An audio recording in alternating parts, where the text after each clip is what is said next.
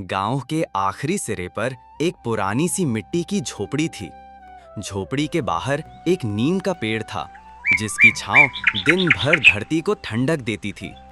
उसी पेड़ के नीचे बैठी होती थी गुड़िया, सिर्फ 8 साल की, पर जिंदगी ने उसे उम्र से ज्यादा समझदार बना दिया था। माँ बाप की मौत के बाद उसका सहारा सिर्फ एक था, उसकी दादी सरस्वती देवी। सरस्वती देवी लगभग 70 वर्ष की थीं, कमर झुकी हुई और हाथों में उम्र की लकीरें साफ झलकती थीं। लेकिन जब गुड़िया उनके पास होती तो उनकी थकी थकी सांसों में भी जान आ जाती। दादी गुड़िया की पूरी दुनिया थीं, माँ, पिता, दोस्त और कभी-कभी शिक्षक भी। गुड़िया की सुबह कुछ अलग ही होती थी। जब बाकी बच्चे स्कूल की तैयारी में व्यस्त होते, वो दादी के साथ पानी भरने जाती, फिर मिट्टी का चूल्हा जलाकर आलू उबालती। उनका घर इतना छोटा था कि एक ही कोठरी में रसोई, बिस्तर और किताबें सब रखी थीं। लेकिन उस छोटे से घर में प्यार और उम्मीद की जगह भरपूर थी। गुड़िया पढ़ना चाहती थी।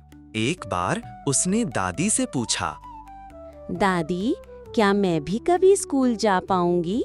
दादी ने उसके सिर पर हाथ फेरा और बोली, जा तो सकती है बेटा, पर फीस, किताबें, यूनिफॉर्म कहाँ से आएगा ये सब? गुड़िया चुप हो गई, लेकिन उसने सपना देखना नहीं छोड़ा। हर दिन वो अपने नीम के पेड़ के नीचे बैठती और मिट्टी पर उंगली से अक्षर बनाती। उसका छोटा सा पालतू कुत्ता शेरू पास में बैठा रहता, कभी-कभी मिट्टी में लोटता, लेकिन हमेशा उसका साथ निभाता। एक दिन गांव की आंगनवाड़ी की शिक्षिका सीमा दीदी वहां से गुजर रही थी। उन्होंने देखा कि गुड़िया कितनी लगन से मिट्टी में अक्षर बना रही है। उन्होंने पास जाकर पूछा, बिटिया, तू स्कूल क्यों नहीं जाती?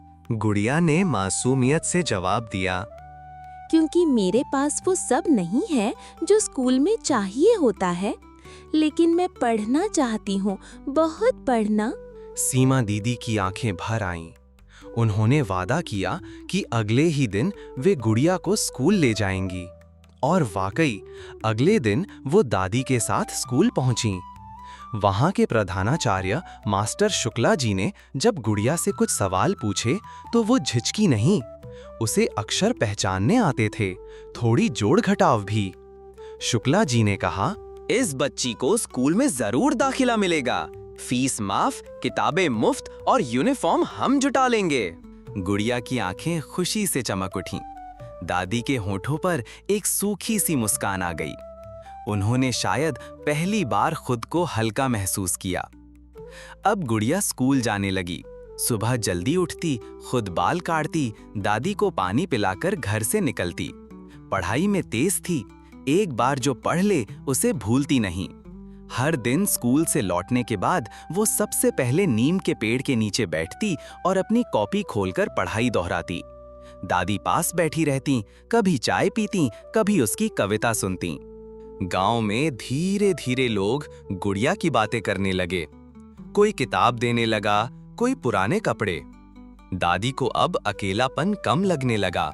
वे कहती, गुड़िया, तू ही मेरी जिंदगी का उजाला है। जब तू पढ़ लिख जाएगी तो इस घर की किस्मत बदल जाएगी।